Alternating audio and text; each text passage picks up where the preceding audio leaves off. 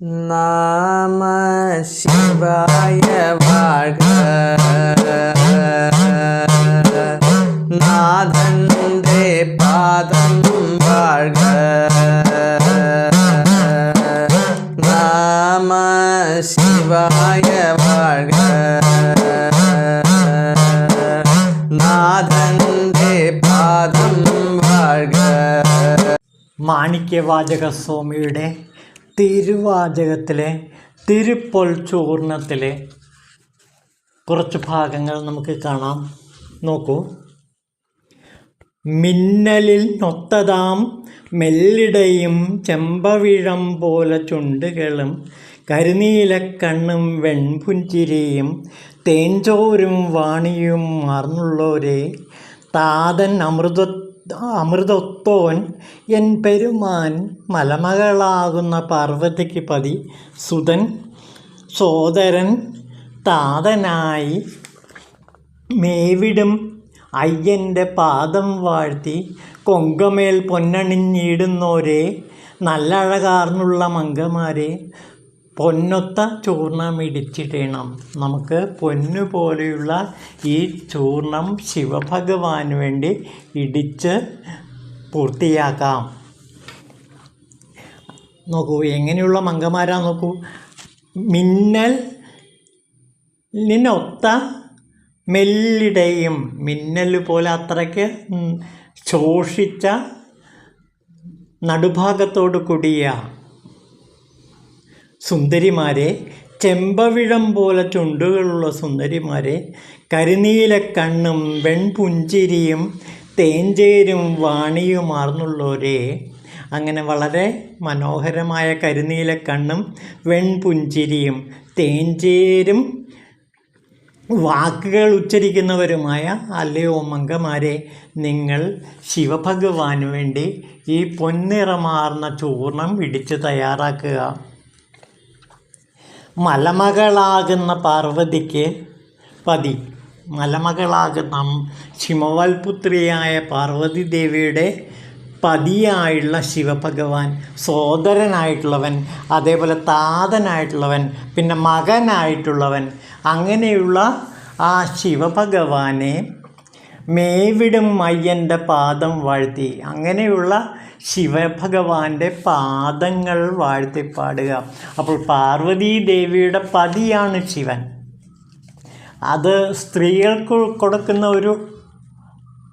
ഒരു നിർദ്ദേശം കൂടിയാണ്. അതായത് പാർവതീപതിയായ ശിവന് വേണ്ടിയാണ് നമ്മൾ ഈ ചൂർണം ഇടിക്കുന്നത്. അതായത് പാർവതീപതിയായ ശിവൻ എപ്രകാരമാണോ ശിവയായ പാർവതീദേവിക്ക് എല്ലാ സൗഭാഗ്യങ്ങളും നേർന്നു കൊടുക്കുന്നത്, എല്ലാ ഐശ്വര്യങ്ങളും ഉണ്ടാക്കി കൊടുക്കുന്നത്, അതേപോലെ നമ്മുടെ ഭർത്താക്കന്മാരായ ശിവന്മാർ നമുക്ക് ഐശ്വര്യം ഉണ്ടാക്കി തരട്ടെ, അനുഗ്രഹം വർഷിക്കട്ടെ എന്നാണ് ഇവിടെ സൂചന. അപ്പോൾ ഈ ചൂർണം തയ്യാറാക്കുമ്പോൾ അവരുടെ ഭർത്താക്കന്മാർക്ക് കൂടി നന്മ നേരുന്നു.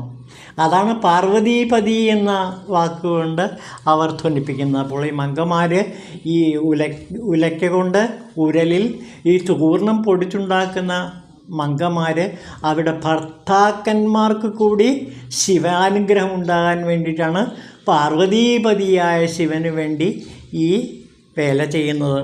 പിന്നെ മകനായിട്ടുള്ളവൻ, എല്ലാ പരബ്രഹ്മശക്തി സ്വരൂപനായിട്ടുള്ള ശിവൻ, അതേപോലെ സഹോദരൻ, സഹോദരഭാവത്തിലുള്ള ശിവൻ, പിന്നെ താതഭാവത്തിൽ, അച്ഛൻ്റെ പിതാവിൻ്റെ ഭാവത്തിലുള്ള ശിവൻ. അപ്പോൾ ശിവനെ പലതരത്തിലാണ് ഇവർ പൂജിക്കുന്നത്. ചിലർ മകനെ പോലെ ആരാധിക്കുന്നു. അതായത് വയസ്സായ സ്ത്രീകൾ തങ്ങളുടെ മക്കളെ എപ്രകാരമാണോ സ്നേഹിക്കുന്നത് അതേപോലെ ശിവഭഗവാനെ സ്നേഹിക്കുന്നു എന്നാണ് ഇതിൻ്റെ ധ്വനി. അപ്പോൾ വൃദ്ധരായ സ്ത്രീകൾ ഈ കൂട്ടത്തിലുണ്ട്. ആ വൃദ്ധരായ സ്ത്രീകൾ തങ്ങളുടെ മകനെ എപ്രകാരമാണോ സ്നേഹിക്കുന്നത് അതേപോലെ ശിവഭഗവാനെ സ്നേഹിക്കുന്നു. ചിലർ സോദരഭാവത്തിലാണ് ശിവനെ കാണുന്നത്, സഹോദരഭാവത്തിലാണ്, സുഹൃത്ത് ഭാവത്തിൽ കാണുന്നവരുമുണ്ട്. പിന്നെ താതനായി, പിതാവായി കണ്ട് ശിവനെ ആരാധിക്കുന്നവർ. അപ്പോൾ സഖമാർഗം, പിന്നെ അതുപോലെ ദാസമാർഗം, സത്പുത്രമാർഗം, അങ്ങനെ പലതരത്തിലുള്ള ശിവഭാവങ്ങൾ ഒരു ഭക്തനുണ്ടാകാം. ഈ മാർഗങ്ങളെക്കുറിച്ചൊക്കെ തിരുമന്ദിരത്തിൽ നമ്മൾ കണ്ടതാണ്. ദാസമാർഗത്തെക്കുറിച്ചും സഖമാർഗത്തെക്കുറിച്ചും യജമാന ഭാവത്തെക്കുറിച്ചും അതേപോലെ പിതൃപുത്ര ഭാവത്തെക്കുറിച്ചൊക്കെ നമ്മൾ തിരുമന്ദിരത്തിൽ കണ്ടതാണ്. അതാണ് ഇവിടെ സൂചിപ്പിക്കുന്നത്. അപ്പോൾ ശിവനെ പല ഭാവത്തിൽ ഈ സ്ത്രീകൾ ആരാധിക്കുകയാണ്. ചിലർ മകനെ പോലെ ശിവനെ ആരാധിക്കുന്നു, വേറെ ചിലർ സഹോദരനെ പോലെ ആരാധിക്കുന്നു, വേറെ ചിലർ പിതാവായിട്ട് ആരാധിക്കുന്നു. ഇങ്ങനെയൊക്കെയുള്ള ഈ മങ്കമാർ ശിവന് വേണ്ടിയിട്ട് ചൂർണമിടിക്കുന്ന ജോലി ചെയ്തുകൊണ്ടിരിക്കുകയാണ്. മേവിടും അയ്യൻ്റെ പാദം വാഴ്ത്താം. നമുക്ക് ഇങ്ങനെയുള്ള ഭാവങ്ങളോടെ ശിവനെ വാഴ്ത്തി ശിവൻ്റെ കീർത്തനങ്ങൾ ആലപിക്കാം. കൊങ്കമേൽ പൊന്നണിഞ്ഞിടുന്നവരെ, മേലിൽ പൊന്മാല ധരിച്ചവരെ, നല്ല അഴകാർന്നുള്ള മങ്കമാരെ, പൊന്നൊത്ത ചൂർണമിടിച്ചിടണം. അല്ലോ സുന്ദരിമാരെ, നിങ്ങൾ നല്ല അഴകാർന്ന മങ്കമാരെ നിങ്ങൾ പൊന്നൊത്ത ചൂർണം ഇടിച്ച് ശിവന് വേണ്ടി തയ്യാറാക്കുക. കിലുങ്ങി ശംഖുവള കിലുങ്ങി കാച്ചിലമ്പും താഴിരുൾ കൂന്തലണി മലർമാലയുമാടി ചെഞ്ചുണ്ടു വിറയാന്ന പൊന്നണി മങ്കമാരെ, കൈലാസമാകും ശിവലോകത്തെ വാഴ്ത്തിപ്പാടി ഗംഗയാറൽക്കവേ നാഗങ്ങളിരയ്ക്കുന്ന കറ്റവാ ചിടയാർന്നോൻ ചേവടി വാഴ്ത്തിപ്പാടുക. ശിവൻ്റെ ചേവടി വാഴ്ത്തിപ്പാടുക. ഇങ്ങനെ കിലുങ്ങിക്കാൽ ശംഖുവള, കയ്യിൽ അണിഞ്ഞിരിക്കുന്ന ഈ മങ്കമാരുടെ ശംഖുവാള ഉലക്കൊണ്ട് മുകളിലേക്ക് പൊങ്ങുകയും താഴുകയും ചെയ്യുമ്പോൾ ആ ശംഖുകൾ കലകല ശബ്ദമുണ്ടാക്കുന്നു. പിന്നെ കാൽച്ചിലമ്പ്, അവരുടെ കാലിൻ്റെ താളത്തിൽ ഈ ചിലമ്പ് ചലിച്ച് താളമുണ്ടാക്കുന്നു. താഴിരുൾ കൂന്തലണി മലർമാലയുമായി നമുക്ക് ശിവനെ എതിരേൽക്കാം. ചെഞ്ചുണ്ടു വിറയാന്ന പൊന്നണി മങ്കമാരെ, കൈലാസമാകും ശിവലോകത്തെ വാഴ്ത്തിപ്പാടാം. നമുക്ക് ഇപ്പോൾ കൈലാസമാകുന്ന ശിവലോകത്തെ വാഴ്ത്തിപ്പാടി നമുക്ക് ഈ ജോലി ചെയ്യാം. ഇപ്പോൾ ശിവൻ വരും. അപ്പോൾ ശിവനെ എതിരേൽക്കാൻ വേണ്ടി കയ്യിൽ മലർമാലയുമായി നമുക്ക് നിൽക്കണം. എന്നിട്ട് ശിവനെ എതിരേൽക്കണം. എങ്ങനെയുള്ള ശിവൻ? ഗംഗയാറ് അലക്കവേ, ശിവൻ്റെ തലയിൽ ഗംഗയാറ് അലച്ചൊഴുകുന്നു. പിന്നെ നാഗങ്ങൾ ഇരയ്ക്കുന്ന കുറുവാർ ചിടയാർന്നോൻ, ചിടയിൽ നാഗങ്ങൾ ഇഴയുന്നു. ചേവടി വാഴ്ത്തി, അങ്ങനെയുള്ള ശിവൻ്റെ ചേവടി വാഴ്ത്തിപ്പാടി കൂറെഴുന്നീടുമാറും കൊങ്കുകൾ പൊങ്ങുമാറും പൊൻചേരും തിരുചൂർണം ഇടിച്ചിടണം. നാം തിരുചൂർണത്തെ ഇടിക്കണം. എന്നിട്ട് ശിവനെ വാഴ്ത്തി പാടണം. ജ്ഞാനക്കരിമ്പ് നീരിൻ തെളിയും പാവുമായി നെടുവാനരിയതാം നന്മയായി തേനൊത്ത കനികൾക്കെഴും സ്വാദായി വിളങ്ങിയിടുന്നവനെ, ചിത്തത്തിൽ കുടിയേർത്ത ശിവഭഗവാനെ, മധുരിച്ചിടുന്നോനെ, പിറവി ദുഃഖം തീർത്ത് കൈക്കൊള്ളുക ഞങ്ങളെ, നടനമാടുന്നോനെ നാവിനാൽ വാഴ്ത്തിക്കൊണ്ട് നീലോൽപ്പലങ്ങളൊത്ത നീൾമിഴിമാരെ, പാട്ടുപാടി നമ്മൾ പൊൻചൂർണം ഇടിച്ചിടണം. ആ പൊൻചൂർണം ഇടിക്കുന്ന മങ്കമാരെ കുറിച്ചുള്ള വർണ്ണനയാണ് ഇവിടെ. നമ്മളെങ്ങനെയുള്ള ജ്ഞാനക്കരിമ്പ് നീരിൻ തെളിയും പാവുമായി നെടുവാനരിയതാം നന്മയായി തേനിനൊത്ത കനികൾക്കെഴും സ്വാദായി വിളങ്ങിയിടുന്നവൻ. അപ്പോൾ ശിവൻ എങ്ങനെയുള്ളവനാണ്? ജ്ഞാനക്കരിമ്പ് നീരിൻ്റെ പാവാണ്. ജ്ഞാനക്കരിമ്പ് നീരിൽ തേൻ ചേർത്തുണ്ടാക്കുന്ന പാവ്, ആ പാവാണ് ശിവൻ. അതായത് ജ്ഞാനക്കരിമ്പ് പാവാണ് അല്ലയോ ഭഗവാൻ ശിവൻ. അവിടുന്ന് ജ്ഞാനക്കരിമ്പ് എന്ന് വെച്ചാൽ ഏറ്റവും ശ്രേഷ്ഠമായ മധുരമുള്ള തേനും കരിമ്പിൻ നീരും കൂടി ചേർത്തുണ്ടാക്കുന്ന പാവ്. ആ പാവ് എങ്ങനെയുള്ളതാണ്? ജ്ഞാനക്കരിമ്പ് നീരിൻ പാവാണ്. ജ്ഞാനമാകുന്ന കരിമ്പിൻ നീരാണ്.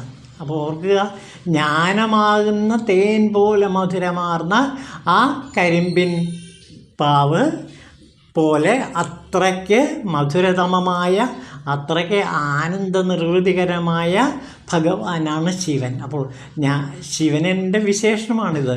ജ്ഞാനക്കരിമ്പ് നീരിൻ പാവ്. വളരെ മനോഹരമായ ഒരു വിശേഷണമാണ്.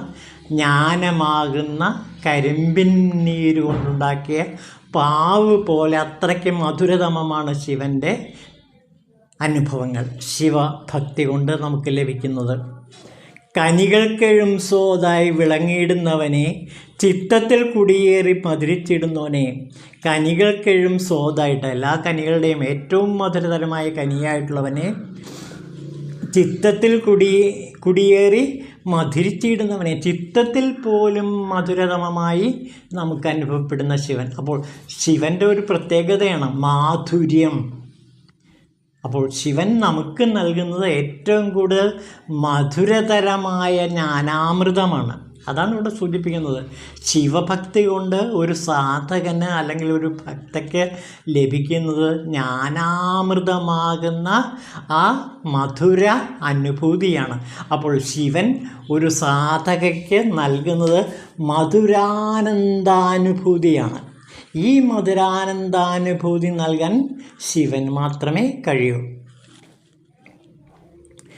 പിറവി ദുഃഖം തീർത്ത് കൈക്കൊണ്ട് ഞങ്ങളെ രക്ഷിക്കാൻ. പിറവിയാകുന്ന ദുഃഖം, ജനന മരണങ്ങളാകുന്ന മഹാദുഃഖം അല്ലയോ ഭഗവാൻ, ഞങ്ങളിൽ നിന്നകറ്റേണമേ. നടനമാടുന്നോനെ, ശിവതാണ്ഡവമാടുന്ന അല്ലയോ ഭഗവാൻ, നാവിനാൽ വാഴ്ത്തിക്കൊണ്ട് ഞങ്ങൾ നിന്നെ സ്തുതിക്കുന്നു. നാവ് കൊണ്ട് ഞങ്ങൾ ഇതാ പാട്ട് പാടി സ്തുതിഗീതങ്ങൾ ആലപിച്ച് അല്ലയോ ഭഗവാനെ അങ്ങേ ഞങ്ങൾ വാഴ്ത്തിപ്പാടുന്നു. അപ്പോൾ ഇവിടെ നാം ശിവനെ കാണുന്നത് ജ്ഞാനാമൃതമാകുന്ന കരിമ്പിൻ നീരിൻ്റെ പാവെന്നാണ്. ആ കരിമ്പിൻ നീരിൻ്റെ പാവ് കുടിച്ചാൽ നമുക്ക് ലഭിക്കുന്നത് എന്താണ്? പരമാനന്ദ നിർവൃതിയാണ്, ആനന്ദാനുഭവമാണ്.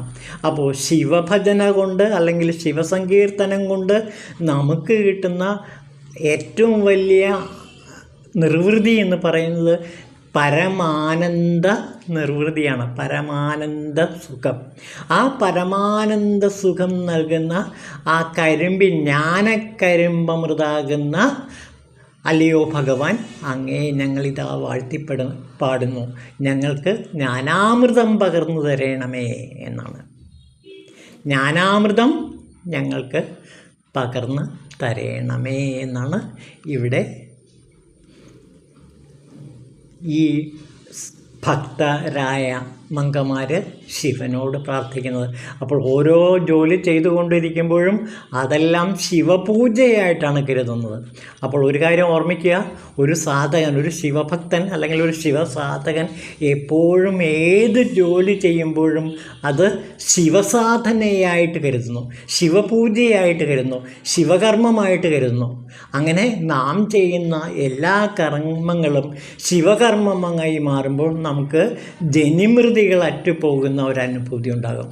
ആ പിറവിയറ്റ ഒരനുഭവം നമുക്കുണ്ടാകും. അതായത് സാക്ഷാൽ മോക്ഷസുഖത്തിൽ നമുക്ക് ആറാടാൻ കഴിയുമെന്നാണ് ഈ പറഞ്ഞതിന് അർത്ഥം. ഓം ശിവായ നമഃ.